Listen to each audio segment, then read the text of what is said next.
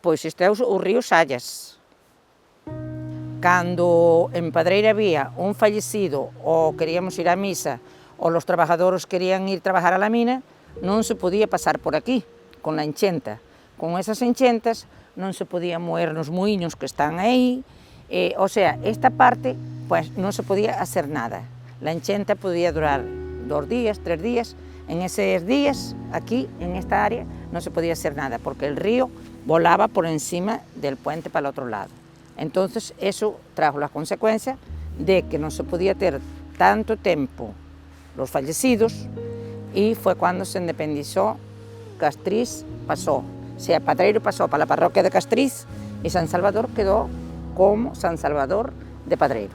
Chámame María Pazos Guillín, son de Padreiro, pertenezco a Castriz, estou aquí na ponte de San Salvador.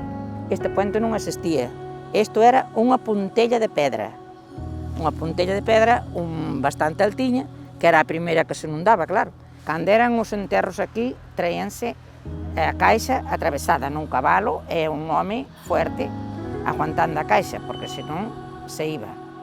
As persoas viñan camiñando, os que iban á mina, os que viñan á misa, pero realmente pues, se le hacía moi difícil.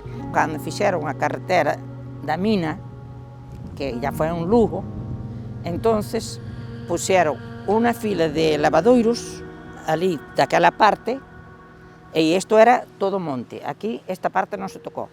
Daquela parte donde podíamos vir a lavar pues, a roupa das camas, porque a outra roupa se lavaba a mano nas casas, pero das camas había que tender as mantas, os cobertores e todo eso, entonces viñanse lavar a eses lavadoiros.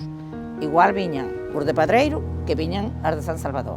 Que sempre te encontraba xente, sempre te encontrabas ou de San Salvador ou mesmo de Padreiro, sobre todo cando se estaban acercando as festas, que cando mudas un pouco máis a cama, non? Entonces, naqueles tempos. Entonces, pois sí, estábamos, sempre había xente. Traías un bocadillo e pasaba o día maravillosamente ali, lavando na roupa, masacando. Pero eso ya lo hice yo con 20 y pico de años, Nos viñamos e bañábamos no río. Disfrutábamos, pues mira, era a playa máis cerca que conseguíamos, éramos jóvenes e o que queríamos era vir por río, pois o verano chegaba a hora de vir por río e para nós era como ir ao cine.